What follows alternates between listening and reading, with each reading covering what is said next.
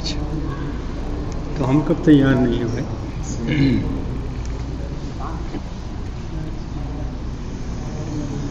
آپ نے کوئی ٹاپک واپک تو نہیں بتایا ان لوگوں کو؟ سیرت. اچھا.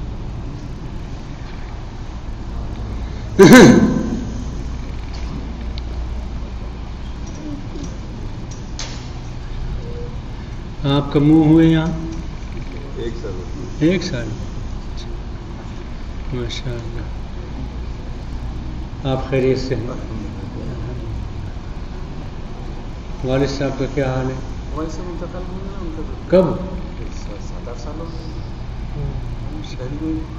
دہلی میں ہوا. اللہ رحمت. یاد نہیں رہتا، ملاقاتیں بہت کم ہوتی.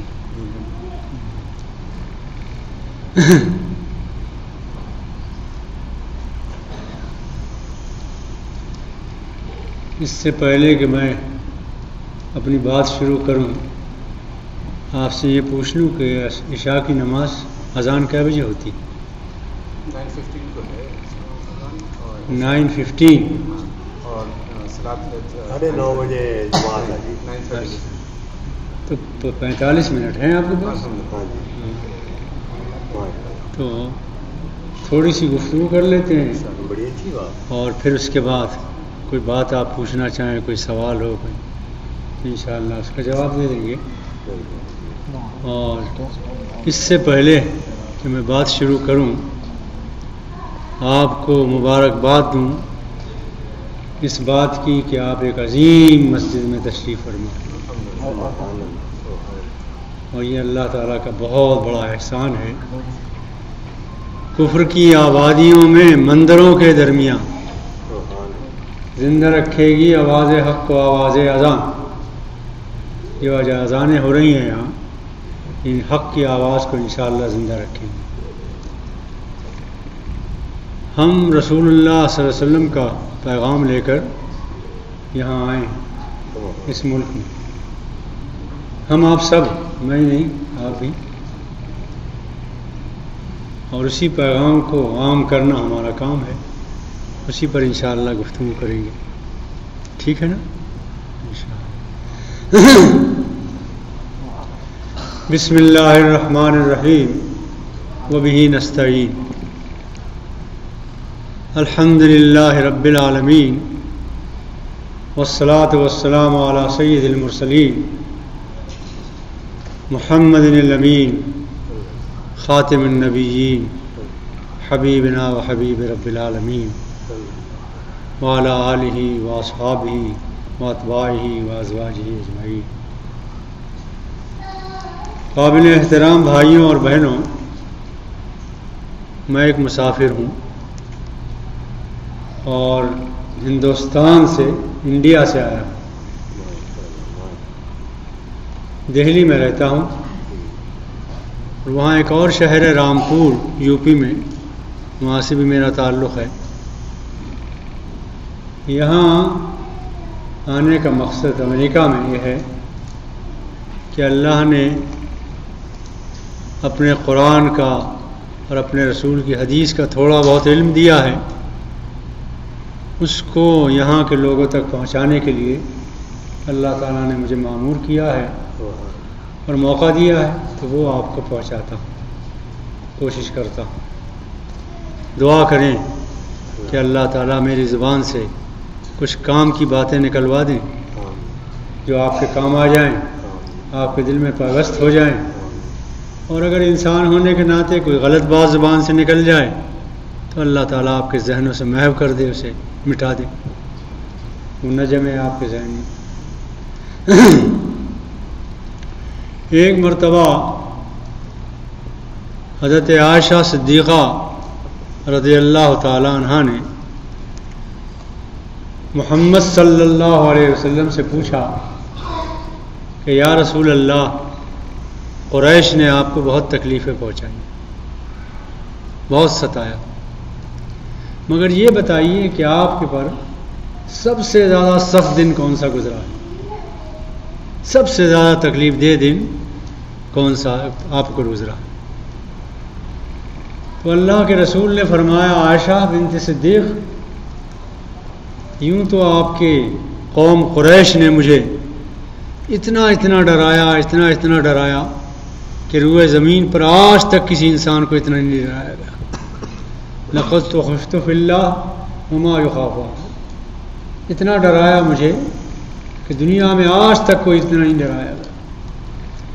وَلَقَدْ أُوذِيتُ فِي اللَّهِ مَا يُوذَىٰ. اور اتنا مجھے ستایا گیا کہ روئے زمین پر آج تک کسی کو اتنا نہیں ستایا گیا. مسلمان بھائیوں بہنوں، کبھی آپ نے سوچا کہ یہ کس لیے ستائے گئے؟ کبھی غور کیا یہ اتنا کیوں ستائے گئے؟ آپ تک وہ اپنا پیغام پہنچانا چاہتے تھے، لوگ اس میں رکاوٹ ڈالتے. اس ستانے کے باوجود انہوں نے آپ تک اپنا پیغام پہنچایا. اگر نہ پہنچاتے تو آج نہ یہ مسجد ہوتی نہ ہوتی. انہی کا طفیل ہے، انہی پر درود بھیجیے، انہی پر سلام بھیجیے. اللہم صلی علی محمد وعلی آل محمد وعلی آل سیدنا مولانا محمد وعلی آل سیدنا مولانا محمد وعلی آلہ واصحابہ واتباعہ اجمعین. بہت خدمت کی اللہ کے رسول نے ہماری امت کی، بہت تکلیفیں اٹھائی. فرمایا رسول اللہ نے عائشہ بہت تکلیفیں دی تیری قوم نے مجھے، مگر سب سے زیادہ تکلیف دہ دن میرے لیے عقبہ کا دن تھا. پوچھا عائشہ صدیقہ نے رضی اللہ تعالیٰ عنہ کہ یا رسول اللہ وہ عقبہ کا دن کون سا تھا؟ ارے آگے آئیے یار، کیا جوان آدمی ٹیک لگائے بیٹھے، اتنی آرام طلبی بھی کیا؟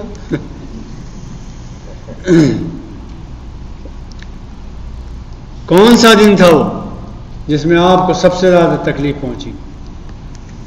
تو اللہ کے رسول نے فرمایا عائشہ میں 10 سال تک مسلسل مکے میں اسلام کا پیغام پیش کرتا رہا، مگر ان سنگ دلوں نے، بہت کم لوگ ایمان لائے، ان سنگ دلوں نے میری بات سن کر نہیں. آخر کار نبوت کے 10ویں سال میں نے ارادہ کیا کہ میں طائف چلا جاؤں اور وہاں جا کر اللہ کا پیغام طائف والوں کو پہنچاؤں. چنانچہ میں طائف چلا گیا. میرے ساتھ زید بھی تھے، زید ابن حارث، جو منہ بولے بیٹے تھے نبی صلی اللہ علیہ وسلم. کہتے ہیں میں وہاں گیا اور میں نے وہاں کے لیڈروں سے اور قائدین سے اور سرداروں سے رابطہ کیا، عبد العلیم سے اور حبیب سے رابطہ کیا اور ان سے کہا کہ میں یہاں اللہ کی دعوت پیش کرنا چاہتا ہوں، اللہ کا پیغام ان کے بندوں تک پہنچانا چاہتا ہوں، تم میری مدد کرو، حمایت کرو میری. ان لوگوں نے میری حمایت کرنے کے بجائے اور میری مدد کرنے کے بجائے طائف کے اوباش لڑکوں کو میرے پیچھے لگا دیا. میں رحمت کا پیغام پیش کر رہا تھا اور وہ مجھے پتھر مار رہے تھے، یہاں تک کہ میں زخمی ہو گیا، میرا بدن لہو لہان ہو گیا، یہاں تک کہ میں ایک گڑھے میں گر پڑا. دیر تک اس گڑھے میں پڑا رہا، سکت نہیں تھی کہ میں نکلوں اس میں سے، ہمت نہیں تھی کہ نکلوں. بہت مضطرب تھا، پریشان حال تھا، دل ٹوٹا ہوا تھا، دکھی تھا. بے دیر تک اس میں بے سکت پڑا رہا، سکت نہیں تھی کہ باہر نکل سکا. آپ سوچئے کہ خاتم النبیین، خدا کے آخری رسول، ایک گڑھے میں زخمی پڑے ہوئے، طائف کے اوباش لڑکوں نے انہیں پتھر مارے. اللہ کے غضب کا کیا حال ہے، خالق کائنات کی کے غصے کا کیا حال ہو. کہتے ہیں میں بہت شکستہ خاطر تھا. زید نے مجھے اپنے کندھے پر بٹھا کر اس گڑھے سے باہر نکالا. قرن السالم میں آ کر میں بیٹھا، بہت دکھی دل تھا، بہت پریشان حال تھا، بہت مضطرب تھا. ابھی میں نے آپ کو سنایا کہ آپ کو تکلیفیں تو بہت پہنچائی گئی، ایذائیں تو بہت دی گئی، لیکن آج کا دن رسول اللہ پر سب سے زیادہ سخت کیوں تھا؟ کیوں کہا کہ یہ دن سخت تھا میرے اوپر؟ سوچنے کی بات ہے. سوچنے کی بات یہ ہے کہ آج کا دن اس لیے سخت تھا کہ خاتم النبیین کو آج زخمی کیا گیا تھا. اللہ کے غصہ شباب پر تھا، انتہائی غضبناک تھا اللہ. اور جب پیغمبروں کو اس طرح ستایا جاتا ہے تو وہ قوم تباہ کر دی جاتی ہے. تو رسول اللہ صلی اللہ علیہ وسلم کو یہ خطرہ تھا کہ کہیں ایسا نہ ہو کہ اللہ غضبناک ہو کر اس قوم کو تباہ نہ کر دے. اور اس کو تباہ کیا تو پھر میں دعوت کس کو دوں گا؟ ایمان کون لائے گا؟ چنانچہ قرن السالم میں آپ بیٹھے ہوئے تھے کہ جبریل امین تشریف لائے،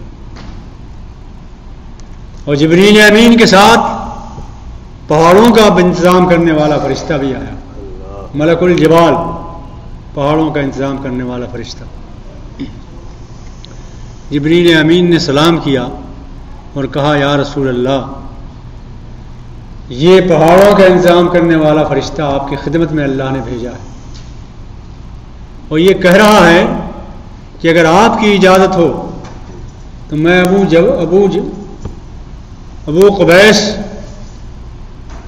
اور جبل احمر کو اٹھا کر ان دونوں پہاڑوں کے درمیان طائف والوں کو پیس کر رکھ دوں. یہ سننا تھا کہ آپ کی گھبراہٹ اور تیز ہو گئی، دل کی دھڑکن اور تیز ہو گئی، اور کہا آپ نے دانی منظر قومی ہے، فرشتے ٹھہر جا، ابھی سے ان کو ہلاک کیے دے رہا ہے، ابھی تو میں نے دعوت کا کام نہیں کیا، اس میں ان تک اسلام پہنچایا نہیں ہے ابھی تک. اور پھر آپ نے دونوں ہاتھ اٹھا کر دربار خداوندی میں دعا کی، اللہم اغفر لقومی فانہم لا یعلمون. اے اللہ، میں نے پہاڑوں میں پسوانا نہیں چاہتا، میں یہ چاہتا ہوں کہ تو انہیں معاف کر دے، اس لیے مجھے پہچانتے نہیں، میرے ساتھ سلوک اس لیے کیا کہ مجھے پہچانتے نہیں. اگر یہ پہچانتے تو میرے ساتھ یہ سلوک نہ کرتے. آپ کی یہ ادا اور آپ کا یہ کام کیا سبق دیتا ہے آپ کو؟ سبق یہ دیتا ہے کہ آپ اس ملک میں آئے ہیں، 60 سال 50 سال ہو گئے اس ملک میں آئے ہوئے. آپ اس لیے بھی بھیجے گئے تھے کہ یہ رسول کا یہ پیغام اس ملک کو پہنچائیں. آپ اسلام کے سفیر تھے، اسلام کے نمائندے تھے، اسلام کے ترجمان تھے، اس لیے پہنچایا تھا آپ کو. آپ نے یہ سوچا کہ ہم ڈالر کمانے کے لیے آئے ہیں، ایسا نہیں ہے. اس روئے زمین پر جو کچھ ہوتا ہے اللہ کے منصوبے کے تحت ہوتا ہے، آپ کے منصوبے کے تحت نہیں ہوتا. اللہ کا منصوبہ یہ تھا کہ ہمارے بندے وہاں پہنچیں اور اسلام کو پہنچائیں. اگر اس میں کوئی کوتاہی ہوئی ہے تو اللہ سے معافی چاہیں اور اپنے کوششوں کو تیز تر کر دیں. مگر میں آپ کو ایک خوشخبری سناتا ہوں. خوشخبری یہ ہے کہ اللہ کے فضل و کرم سے اس 60 سال میں 50 سال میں امریکہ میں اسلام کا تعارف، اسلام کی اشاعت، قرآن کا تعارف، قرآن کی اشاعت، قرآن کی تعلیمات کا جو کام ہوا ہے 50-60 سال میں، وہ پچھلی صدیوں میں نہیں ہوا ہے. بہت بڑا کام ہوا ہے. اس میں ہماری کوششوں کو دخل کم ہے اور اللہ کی رحمت کا دخل زیادہ ہے. اللہ کی توفیق زیادہ ہے، ہماری کوششوں کا دخل کم ہے. ہم تو کوتاہ کار ہیں، خطا کار ہیں، صحیح اسلام کو جانتے بھی نہیں ہیں، صحیح اسلام کو پیش کرنے کی صلاحیت بھی نہیں ہے. لیکن اللہ تعالیٰ نے غیب سے ہماری مدد کی. اور آپ دیکھ رہے ہیں یہ مسجد اسی ملک کے مسلمانوں نے یہاں تعمیر کی ہے، اسی ملک کا پیسہ ہے، اسی ملک میں کمایا ہے، اسی ملک میں اللہ کے کا گھر آباد کیا ہے. کیا ان پر کرم نہیں فرمائے گا اللہ؟ یقیناً فرمائے گا، یقیناً آپ کو اس کا اجر ملے گا. اور اللہ تعالیٰ سے دعا ہے کہ اس میں کوتاہیاں کچھ ہوئی ہیں، غلطیاں اگر کچھ ہوئی ہیں تو اللہ معاف فرمائے. اور اللہ کی نظر رحمتوں پر زیادہ ہوتی ہے اور گناہوں کو معاف فرماتا ہے. سورہ زمر میں ایک آیت ہے، یحذر الآخرہ ویرجو رحمت ربی. میرے بندے رات کو میرے حضور کھڑے ہوتے ہیں، قیام لیل کرتے ہیں، نوافل پڑھتے ہیں، وہ قیامت کے خوف سے اور عذاب سے بہت ڈرتے ہیں، بہت خوف زدہ ہوتے ہیں. یحذر الآخرہ، لیکن یرجو رحمت ربی، اللہ کی رحمت کی بڑی امید رکھتے ہیں.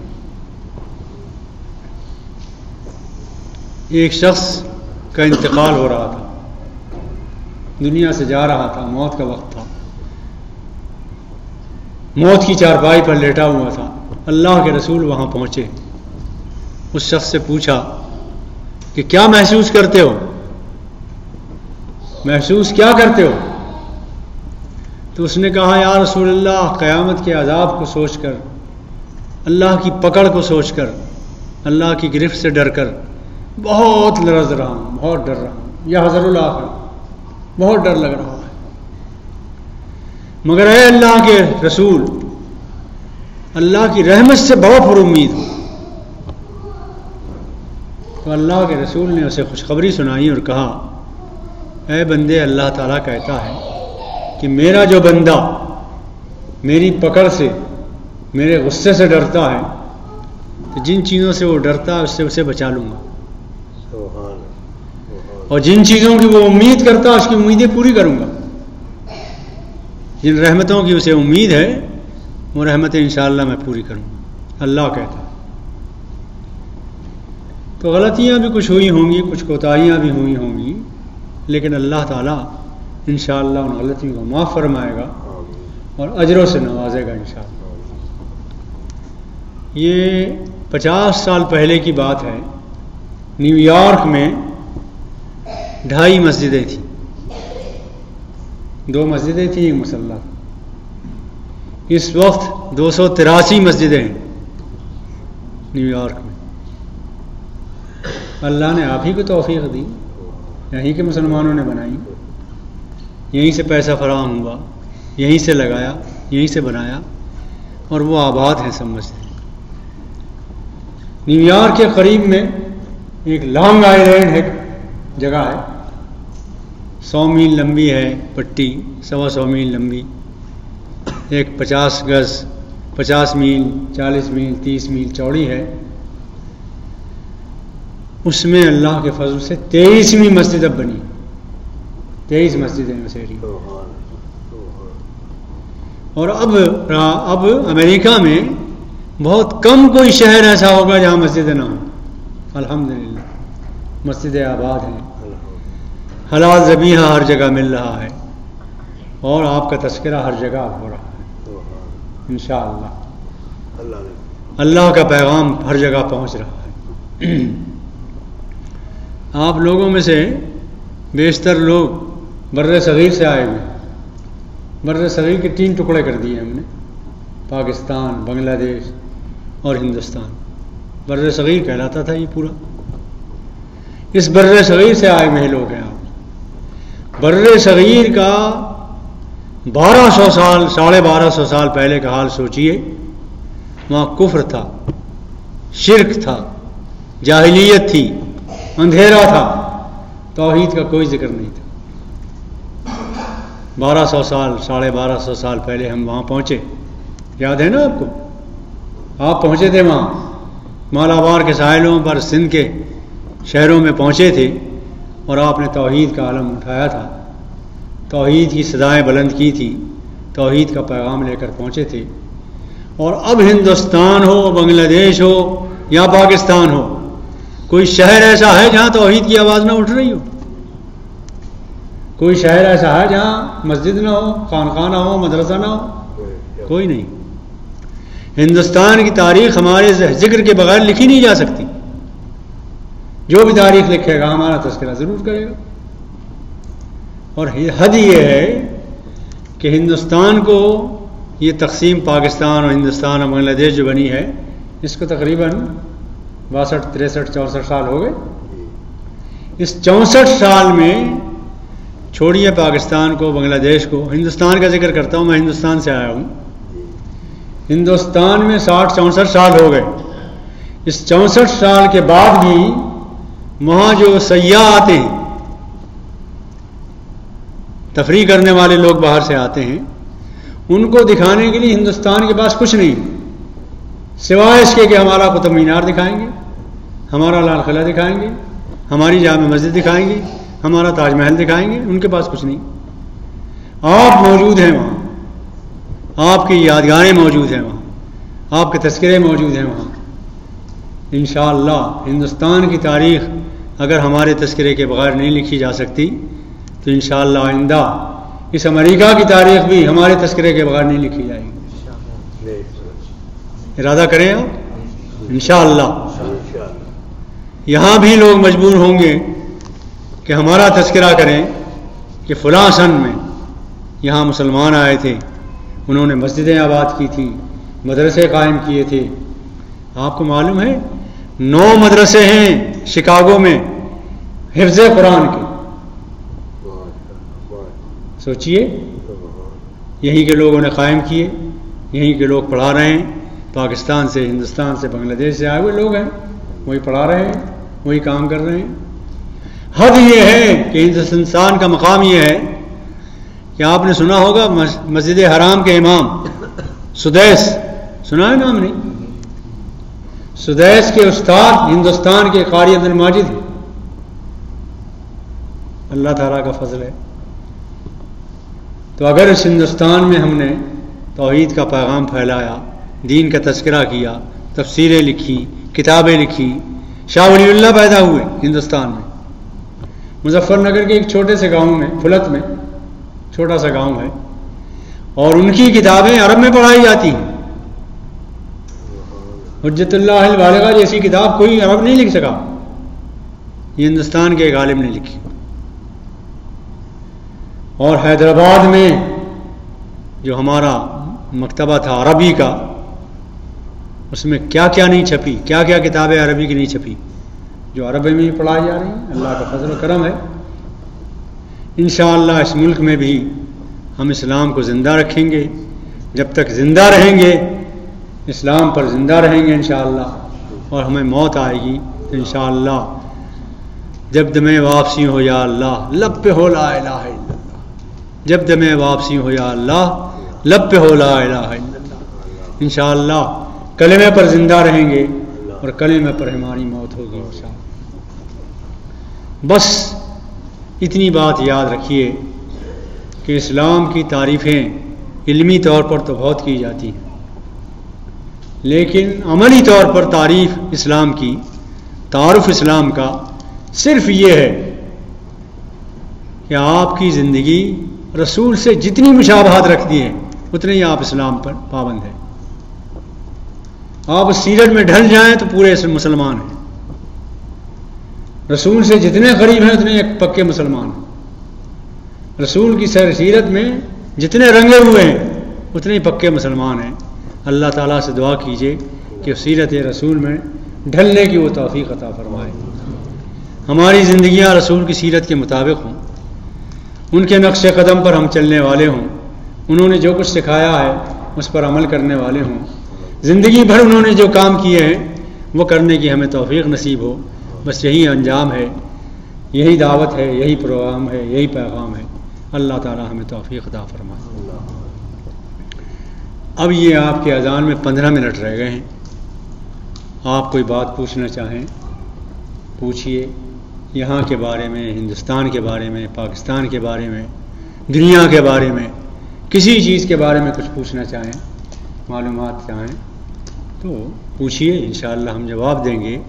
اور ہمت کیجیے کہ انشاءاللہ زندہ رہیں گے تو اسلام کے لیے اور مریں گے تو انشاءاللہ اسلام پر. انشاءاللہ اس سے کم پر راضی نہیں ہے. اور آپ ارادہ کر لیں تو اللہ تعالیٰ آپ کی مدد فرمائے. اس لیے کہ ہوتا یہاں اس زمین پر ہوتا ہوا ہے جو اللہ چاہتا ہے. اللہ کی چاہت کے بغیر کچھ نہیں ہوتا، اس کی توفیق کے بغیر کچھ نہیں ہوتا.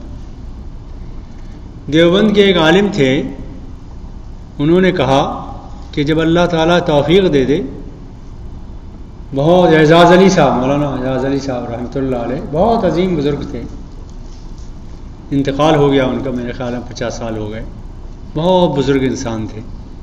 انہوں نے کہا جب اللہ تعالیٰ کس نیکی کرنے کی توفیق دے دے، 2 رکعت نفل پڑھ لیں، کچھ صدقہ دے دیں، کوئی اور نیکی کا کام کر لیں، تو پھر اس شش و پنج میں نہ رہیں کہ اللہ نے پتہ نہیں قبول کرے گا کہ نہیں کرے گا، اس لیے کہ اس کی نیت، اس کی نظر عنایت تھی تو آپ کو توفیق دی، نظر عنایت نہ ہوتی توفیق نہیں ملتی، اس کی توجہ تھی آپ پر تو آپ کو توفیق ملی، آپ نے یہ کیا۔ پھر انہوں نے ایک واقعہ سنایا کہ دہلی کی جامع مسجد کے دکنی دروازے پر ایک شخص مسواکیں بیچتا تھا، اور دہلی کی جامع مسجد کو دیکھنے کے لیے دور دور سے لوگ آتے ہیں، نماز پڑھتے ہیں وہاں۔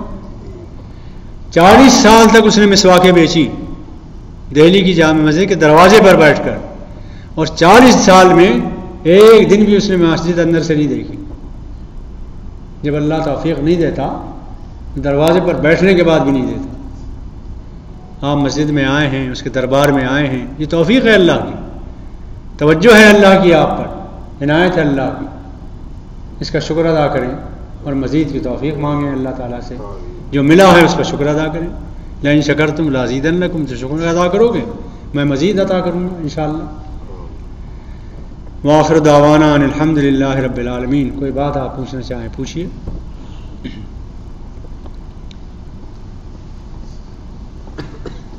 بار بار موقع نہیں ملتا بھائی، پوچھ لیجئے، ملا ہے کبھی موقع، اور رات ہی کو ہم چلے جائیں گے ابھی۔ 10 منٹ تک اور کنٹینیو کر لیں۔ ہاں 10 منٹ تک اور کنٹینیو کر لیں، اس کے بعد کوشچن۔ نہیں، کوئی بات پوچھیے تو ہم بتائیں نا۔ جی آپ جو اس وقت حالات جو موجود حالات چل رہے ہیں سیریا میں، ایجپٹ میں، اس کے بارے میں آپ کیا اس میں گرامی ہے آپ کا؟ خادم کو مخدوم کہتے ہیں۔ ماشاء اللہ ماشاء اللہ، آپ ہیں تو خادم لیکن مخدوم کہلاتے ہیں، ماشاء اللہ۔ تو مخدوم صاحب یہ پوچھ رہے ہیں کہ اس وقت مختلف کرۂ ارض پر، مختلف شہروں میں، مختلف ملکوں میں جو مسلمانوں کے حالات ہیں اس پر کچھ تھوڑا سا تبصرہ ہو جائے یا کچھ اظہار خیال ہو جائے۔ ٹھیک کہہ رہے ہیں نا؟ آپ کی بھی رائے ہے؟ صرف آپ ہی کا سوال نہیں، سب شریک ہیں اس میں، آپ ماشاء اللہ سب کی خواہش ہے کہ کچھ نہ کچھ ہو۔ دیکھیے ایسا ہے کہ مسند احمد میں اور سیاستہ میں اور مستدرک میں، یہ کتابیں ہیں حدیثوں کی مشہور مستند کتابیں، اس میں ایک روایت ہے رسول اللہ صلی اللہ علیہ وسلم سے، فرمایا اللہ کے رسول محمد صلی اللہ علیہ وسلم نے، میری یہ امت، اس پر اللہ کی بڑی رحمتیں ہیں، مرحومہ ہے، بڑی رحمتیں ہیں، اس کو آخرت میں عذاب نہیں دیا جائے گا۔ یہ صحیح حدیث ہے، میری امت پر اللہ کی بڑی رحمت ہے، اس کو آخرت میں عذاب نہیں ملے گا، اس کا عذاب دنیا میں نبٹ جائے گا۔ کیسے آئے گا؟ فرمایا فتنے اٹھیں گے، زلزلے آئیں گے، طوفان آئیں گے، اور قتل و غارت گری ہوگی، اسی میں اس کا حساب نپٹا دیا جائے گا، اسی دنیا میں۔ اس وقت ہم اسی حال سے گزر رہے ہیں، زلزلے بھی ہیں، سیلاب بھی ہیں، کئی سال سے برابر پاکستان میں زلزلے آ رہے ہیں، سن رہے ہیں آپ؟ پھر طوفان آئے، پچھلے سال بھی سیلاب آیا، اب پھر سیلاب آیا ہے، تباہی ہے۔ سیریا میں جو کچھ ہو رہا ہے وہ آپ کو معلوم ہے، ادھر مصر میں جو کچھ ہو رہا ہے وہ بھی آپ کو معلوم ہے، اور ایک کنفیوژن کا وقت ہے، اس وقت الجھن کا وقت ہے، یہ معلوم کرنا بڑا مشکل ہے کہ کون ظالم ہے اور کون مظلوم ہے، کچھ پتہ نہیں چل رہا۔ فرمایا رسول اللہ صلی اللہ علیہ وسلم نے کہ مسلمانوں تم پر ایک ایسا زمانہ آئے گا کہ لوگ مارے جا رہے ہوں گے اور انہیں پتہ نہیں ہوگا کہ ہم کیوں مارے جا رہے ہیں، مارنے والے مار رہے ہوں گے، انہیں پتہ نہیں ہوگا کہ ہم کیوں مار رہے ہیں۔ اس طرح کا کنفیوژن کا وقت ہے اس وقت، اور ہمارے جو اسلام کے دشمنان ہیں، دشمن ہیں، وہ چاروں طرف پھیلے ہوئے ہیں، بے پناہ سازشیں ہیں ہمارے خلاف، ہر طرف سازشیں ہو رہی ہیں. اور وہ حدیث آپ کو یاد ہوگی جس میں نبی صلی اللہ علیہ وسلم نے فرمایا مسلمانوں یوشک الامم، جلد وہ وقت آئے گا تم پر کہ تمام دنیا کی امتیں مل کر تم پر یلغار کریں گی، ٹوٹ پڑیں گی تمہیں تباہ کرنے کے لیے. یوشک الامم ان تداعی علیکم کما تداعی الاکلۃ الی قصتھا، جس طرح بھوکے لوگ دسترخوان پر ٹوٹ پڑتے ہیں اس طرح تمام امتیں مل کر تم پر ٹوٹ پڑیں گی. کیا ہے نہیں وہ وقت؟ بین ہی وہی وقت ہے. فرمایا صحابہ نے یا رسول اللہ ونحن من قلۃ نحن یومئذ، کیا ایسا اس لیے ہوگا کہ اس وقت ہماری تعداد کم ہوگی؟ تو آپ نے فرمایا نہیں، ولکنکم کثیر، لیکن تم بہت زیادہ تعداد میں ہوگے اس وقت. مگر حال یہ ہوگا تمہارا کثیرن کا غصہ سیل، جیسے سیلاب پر جھاگ آ جاتے ہیں اور تنکے آ جاتے ہیں، خس و خاشاک آ جاتے ہیں اور ان کا کوئی وزن نہیں ہوتا، اسی طرح تمہارا وزن نہیں ہوگا. ہمارا کبھی وزن تھا نا 313 جب ہم تھے بہت وزن تھا ہمارا، یاد ہے آپ کو اپنی تاریخ؟ تعداد تو ہماری 313 تھی مگر زمین تھرا رہی تھی ہمارے وزن سے. آج کروڑوں کی تعداد میں ہم ہیں لیکن ہر جگہ بے وزن ہے. کیوں؟ صحابہ نے پوچھا یا رسول اللہ ایسا کیوں ہوگا؟ تو آپ نے فرمایا کہ آپ کے دلوں میں، مسلمانوں کے دلوں میں وہن پیدا ہو جائے گا. صحابہ نے پوچھا یا رسول اللہ مل وہن کیا ہے؟ تو آپ نے فرمایا حب الدنیا و کراہیت الموت، دنیا کی محبت پیدا ہو جائے گی، موت سے ڈرنے لگو گے. دو بیماریاں پیدا ہوں گی اور جس وقت یہ بیماریاں پیدا ہوں گی اس وقت بہت بے وزن ہو جاؤ گے، خس و خاشاک کی طرح وزن بے ہو. مگر بھائیوں ایک بات خوشخبری کی سناؤں آپ، یہ تو بہت خوف کی بات ہے نا، ہے یہ وقت تو ہے. خوشخبری کی بات یہ ہے کہ اللہ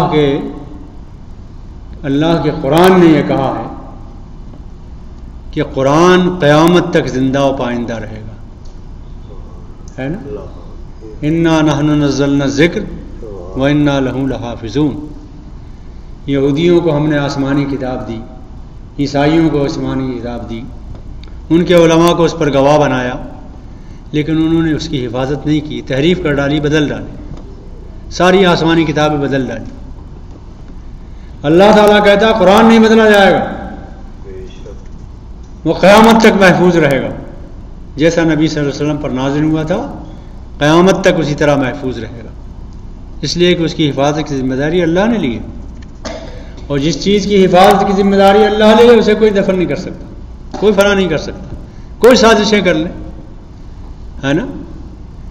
آپ یہ سوچئے کہ 90 لڑکے حفظ قرآن کیا اس سال شکاگو میں، 90 لڑکوں.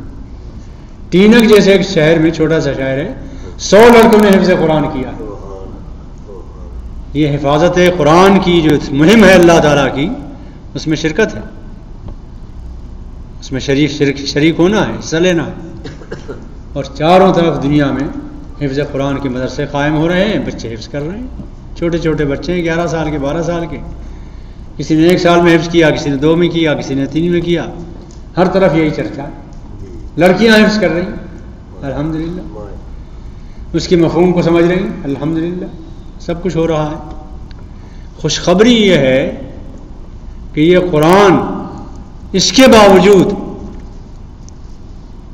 کہ اس کے مٹانے کی کوششیں ہو رہی ہیں، اور یہ بھی صحیح ہے کہ ہم بے وزن ہیں، بے قیمت ہیں، کم کوش ہیں، جد و جہد نہیں کر رہے ہیں، خطا کار ہیں، گناہ گار ہیں، سب تسلیم ہے.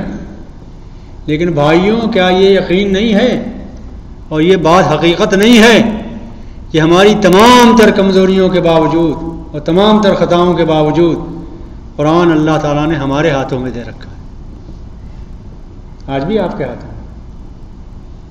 اور جب اللہ تعالیٰ قرآن کی حفاظت فرمائے گا تو جن ہاتھوں میں قرآن ہے ان ہاتھوں کی حفاظت کرے گا کہ نہیں؟ یقیناً کرے گا. یہ امت بھی محفوظ رہے گی قیامت تک انشاءاللہ، اسے کوئی نہیں مٹا سکتا. چنانچہ اس وقت صورتحال یہ ہے کہ پوری دنیا میں کرۂ ارض پر، پورے کرۂ ارض پر کسی ملک میں چلے جائیے، کسی ملک میں چلے جائیے، کسی امت کے نوجوان دین کا وہ رجحان نہیں رکھتے جو امت مسلمہ کے نوجوان رکھتے، کسی جگہ چلے جائیے۔ عیسائیوں میں، یہ عیسائی ملک ہے نا، جو عیسائی کے ممالک ہیں، اس کے ایک نوجوان 41% عیسیٰ علیہ السلام کو نہیں جانتے، عیسائی ہیں، واقف ہی نہیں، اپنے دین سے واقف نہیں، دین سے کوئی دلچسپی نہیں، گرجاؤں میں نہیں جاتے وہ۔ اول تو جانے والا کیا ہے، وہی ہے، اتوار کے اتوار پہنچے، وہ بھی کچھ لوگ پہنچتے ہیں۔ گرجائیں بک رہی ہیں، کسی مسجد کو بکتے دیکھا آپ نے؟ گرجائیں خرید کر ہم نے مسجدیں بنائیں؟ آپ نے کوئی سنا ہے کہ بھئی مسجد بھی بکی ہے گرجا کے ہاتھ؟ کوئی نہیں سن سکتے۔ انشاءاللہ انہی کفر کی آبادیوں میں، انہی میں انشاءاللہ مسلم نوجوان پنپ رہے ہیں، اٹھ رہے ہیں۔ اور آپ کو خوشخبری یہ سناؤں کہ ہمارے بچپن میں مسجدوں میں بوڑھے لوگ آتے تھے، جوان نہیں آتے تھے۔ اس وقت آپ کسی ملک میں چلے جائیے، میں ابھی ڈنمارک میں تھا، سویڈن میں تھا، ناروے میں تھا چند مہینے پہلے، میں نے یہ دیکھا کہ نوجوان نسل ہر سینٹر میں، ہر مسجد میں 75% نوجوان ہیں، اور ماں باپ فخر کر رہے ہیں اس پر کہ میرا بچہ اذان دیتا ہے، میرا بچہ اقامت کہہ رہا ہے، فخر کر رہے ہیں۔ یہ قوم ہے ہماری، تو اٹھنے شروع ہو گئے ہم لوگ، زندگی شروع ہو گئی ہماری۔ اب ظاہر ہے کہ قوم زوال میں بھی آتی ہیں تو برسیں لگتی ہیں، 450 سال سے زوال میں ہیں ہم، لیکن زندہ تو ہو رہے ہیں، انشاءاللہ دھیرے دھیرے آگے بڑھیں گے، وقت تو لگے گا، ایک آدھ نسل تو تباہ ہوگی، لیکن اس کے بعد انشاءاللہ تعالی پھر عروج آئے گا۔ فرمایا رسول اللہ صلی اللہ علیہ وسلم نے، اور اسی پر بات ختم کرتا ہوں، فرمایا اللہ کے سچے رسول صلی اللہ علیہ وسلم نے، ان سے زیادہ سچا انسان آسمان کی آنکھ نے کبھی نہیں دیکھا، ان سے زیادہ سچا انسان روئے زمین پر کبھی نہیں آیا، قیامت تک بھی نہیں آئے گا۔ انہوں نے فرمایا مسلمانوں گھبراؤ نہیں، زمین کے جس چپے پر سورج چمکا ہے وہاں کوئی کچا پکا مکان، کوئی خیمہ ایسا نہیں رہے گا جہاں میرا کلمہ نہ پہنچ جائے۔ یہ وہی وقت ہے، کلمہ پہنچ چکا ہے ہر جگہ، اب آپ کے عمل کا وقت ہے، آپ اپنے عمل سے یہ ثابت کریں کہ یہی کلمہ سچا ہے، یہی دین حق ہے، یہ آپ کی ذمہ داری ہے۔ کر رہے ہیں آپ، سست رفتار ہیں، تھوڑی غفلت ہے، کمزوری ہے، لیکن بہرحال کر رہے ہیں، اپنی سی کوشش کر رہے ہیں، اللہ تعالیٰ قبول فرمائے۔ وآخر دعوانا الحمدللہ رب العالمین۔ کوئی اور بات پوچھنا چاہیں؟ بھی موقع ہے۔ مسلمانوں کے حالات کیسے ہیں انڈیا؟ صحیح پوچھا آپ نے۔ مسلمانوں کے حالات ایسے ہیں کہ مسلمانوں میں سے، انڈیا کے مسلمانوں میں سے ایک مسلمان امریکہ میں آیا ہے اور وہ اسلام کے موضوع پر گفتگو کر رہا ہے، آپ کی مسجد میں بیٹھا ہے۔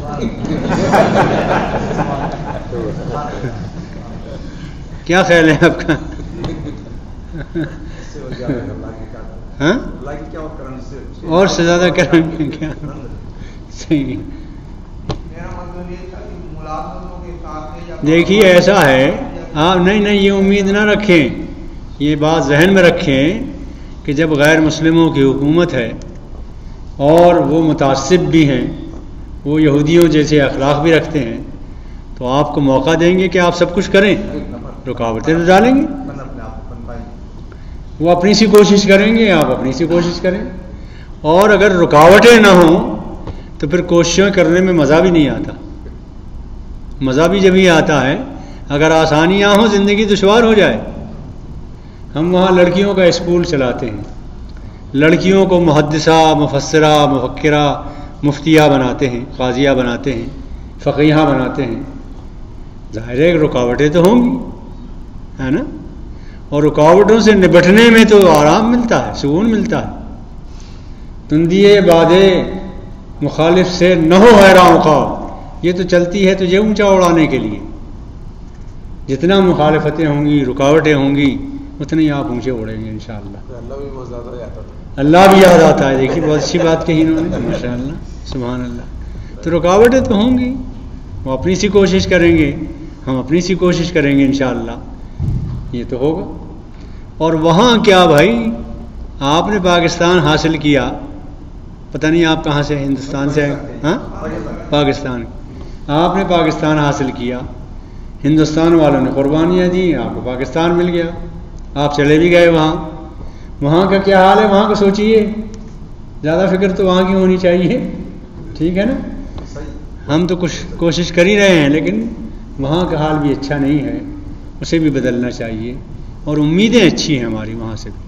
مارنے والا بھی اللہ اکبر بولتا ہے، مرنے والا بھی اللہ. جی میں نے کہا نا ابھی کہ بھائی کچھ پتہ نہیں چلتا کہ کیا ہے، کیوں ہے، کس کی سازش ہے، کون ہے وہ مارنے والا، کون ہے، یہ پتہ نہیں چلتا. ابھی آپ نے سنا ہوگا نا کہ وہ کئی لوگ پکڑے گئے تھے اور وہ طالبان تھے. پھر جب وہ دیکھے گئے تو معلوم ہوا خطرہ کسی کی نہیں ہوئی. سنا نا آپ نے؟ یہ سب ہو رہا ہے اسی ملک میں. کون ہے، کیا مار، کہاں سے آئے ہیں، کون مار رہا ہے، کچھ پتہ نہیں چلتا. وہ طالبان بنے ہوئے تھے. تو دعا کر لیجیے بھائی اگر کوئی اور سوال نہیں ہے. ربنا اغفر لنا ذنوبنا وكفر عنا سيئاتنا ربنا وآتنا ما وعدتنا على رسلك ولا تخزنا يوم القيامة إنك لا تخلف الميعاد رب اغفر وارحم وأنت خير الراحمين وصلی اللہ تعالی. ویسے ایک بات عرض کروں آپ سے کہ آپ مایوسی کو کبھی قریب پھٹکنے نہ دیں، پر امید رہیں، ٹھیک ہے نا. ابھی سن 98 میں نہیں 92 میں بابری مسجد کبھی رہے گی؟ 92 92 میں وہ جو اس کا گرانے والوں کے لیڈ کر رہے تھے، توڑنے والوں کی مسجد بابری مسجد کو توڑنے والوں کی جو لیڈ کر رہے تھے، ایک کا نام رگھویر سنگھ تھا اور ایک کا نام جوگیندر تھا. پانی پت کے رہنے والے تھے. یہ دونوں مسلمان ہو گئے ہیں اور دونوں کا پورا خاندان مسلمان ہو گیا. یہ سنا آپ نے؟ نہیں معلومات رکھا کیجئے بھائی. دیکھیے ہاں، دیکھیے آپ کو ملے گا، یوٹیوب پر بھی ملے گا. ہاں، اور یہ پڑھنا چاہیں تو پڑھ بھی لیجئے. اور بہت کوششیں کی جب سے یہ امریکہ نے وہ عراق کا قصہ شروع کیا تھا. ٹونی بلیئر ساتھ ساتھ تھا نا، مگر اس کی سالی تو مسلمان ہو گئی. سنا ہوگا آپ نے، یہاں بھی آئی تھی اور اسلام کا پیغام بھی دے رہی. جی تو کچھ نہیں کہا جا سکتا کہ کس کو اللہ تعالیٰ کب توفیق دے دے اور کب وہ اسلام لے آئے. یہ اللہ تعالیٰ کی فضل کرم کی بات ہے. جوگیندر کی ماں بھی جوگیندر کا نام ہے اس وقت عمر، اور دوسرا جو ہے جوگیندر کا نام عمر ہے، اور دوسرا رگھویر سنگھ جو ہے اس کا نام عامر ہے. اور اس کی دہلی میں، جوگیندر کے دہلی میں شادی ہوئی. اس کا دماغ خراب ہو گیا تھا نا، ننگا پھرتا تھا اور پھر بیڑی واڑی زنجیروں میں بندھا رہتا تھا. پھر توبہ کی اس نے اور ایک مسلمان عالموں سے دعائیں کرائیں. ایک مسجد میں جا کے دعا کرائی اس کے باپ نے. چودھری تھے اپنے گاؤں کے، بہت مالدار آدمی تھے، اکلوتا بیٹا تھا یہ. تو علماء کے پاس لے گئے، دعائیں وائیں کرائیں. اس کے باپ پگڑی باندھتے تھے سفید، تو ننگا تھا یہ بالکل، زنجیروں میں بندھا ہوا تھا. جب لے گئے اور دعائیں اندر مسجد میں ہوئیں، دعا پڑھ کے نکلے علماء اور وہ نمازی، تو اس نے اپنے باپ کی پگڑی چھین کے اور اپنا بدن ڈھانک لیا. فوراً اثر ہوا.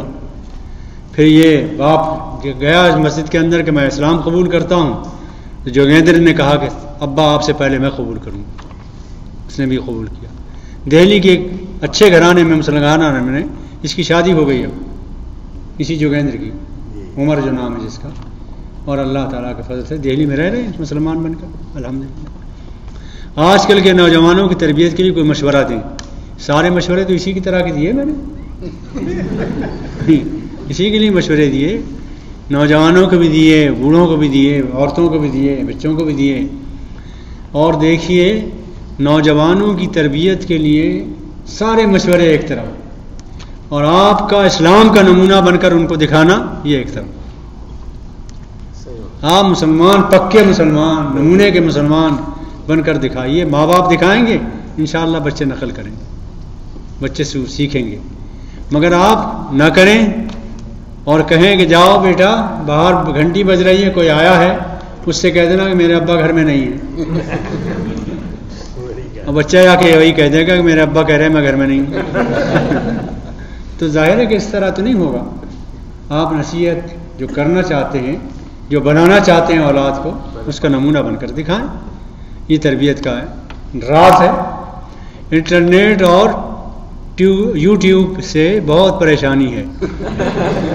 ٹھیک ہے، اصل میں ہوا یہ ہے کہ مسلمانوں نے اپنے آپ کو ان کاموں میں لگا کر اور ان کاموں کو اپنے کام کے لیے استعمال نہ کر کے یہ کوتاہی کی ہے. آپ ان چیزوں کو اپنے لیے استعمال کریں، اپنے کام میں لائیں، اور اس میں زیادہ سے زیادہ اسلام کو پھیلا دیں، زیادہ سے زیادہ اسلام کو پیش کر دیں. تو انشاءاللہ یہ سب چیزیں آپ کے لیے ہیں. اللہ نے جو وسائل بھی دیے ہیں وہ آپ کے لیے دیے ہیں. قل من حرم زینت اللہ التی اخرج لعبادہ والطیبات من الرزق. وہ کون ہے جو حرام کر رہا ہے بندوں پر، میرے بندوں پر؟ میں نے اپنے بندوں کے لیے سب چیزیں نکالی ہیں. والطیبات من الرزق، پاکیزہ رزق پیدا کیا ہے. قل ہی للذین آمنوا فی الحیات الدنیا. یہ ساری چیزیں دنیا کی زندگی میں صرف مسلمانوں کے لیے. لفظی ترجمہ کر رہا ہوں. قل ہی للذین آمنوا فی الحیات الدنیا. حیات دنیا میں صرف مسلمانوں کے لیے ہم نے پیدا کی. اور کسی کو استفادہ کا موقع اگر مل رہا ہے تو فائدہ بھی مل رہا آپ کی. خالصتا یوم القیامہ. ہاں قیامت کے دن پھر کفار کا اس میں حصہ نہیں ہوگا، پھر خالص آپ کے لیے ہوگا. یہ قرآن کی آیت ہے، سورہ اعراف یا انعام کی، سورہ اعراف یا سورہ انعام کی آیت ہے. پڑھ لیجیے گا. حافظ ہے کوئی نہیں؟ ارے بھائی کوئی حافظ نہیں اتنے مجمع میں؟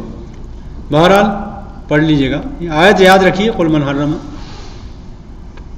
تو یہ چیزوں سے پریشان ہونے کی ضرورت نہیں ہے. سب اللہ تعالیٰ نے ہمارے لیے پیدا کی، ہم اس سے فائدہ اٹھائیں، سیکھیں. ہاں عشاء جی ابھی 5 منٹ ہیں، 5 منٹ اور موقع دیجیے. اسلامی اسکول ہونے کے باوجود اگر ہم مسلمان اپنے بچوں کو انگریزی پبلک اسکول میں داخل کریں تو کیا ان کو فتنے میں ڈالنا ہے؟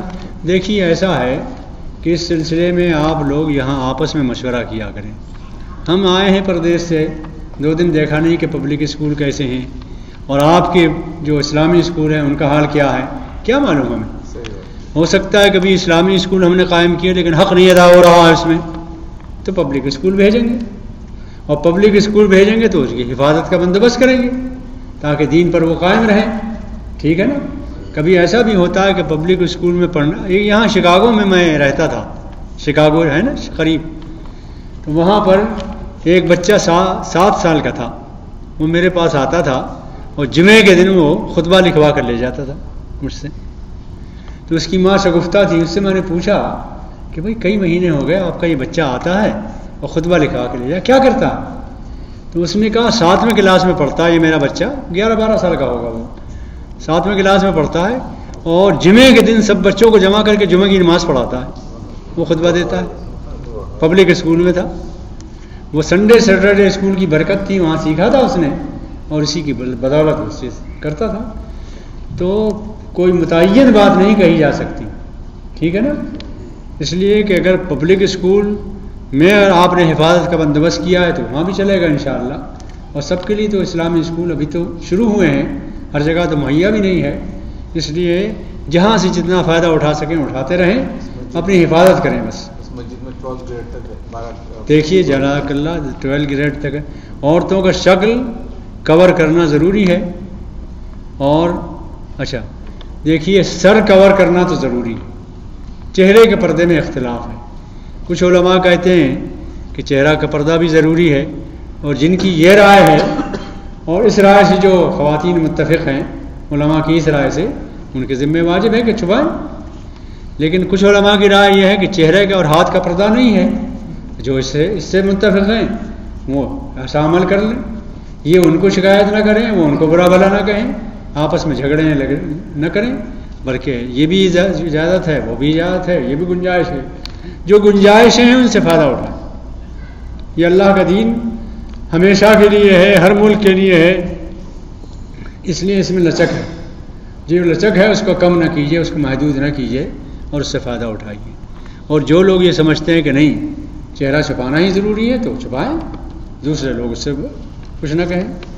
اولاد پر ماں باپ کی کیا حقوق، ماں باپ، اب یہ لمبا قصہ ہے، یہ پھر کسی وقت انشاءاللہ بیان کریں گے، اور اللہ تعالیٰ سے دعا کیجیے کہ ہمارا خاتمہ بھی ایمان پر ہو، آپ کا خاتمہ بھی ایمان پر ہو، اور جب تک زندہ رہیں اسلام پر قائم رہیں، جب مریں دنیا سے جائیں تو اسلام پر جائیں، ایمان پر جائیں۔ وآخر دعوانا ان الحمدللہ۔ جی پلائی دی۔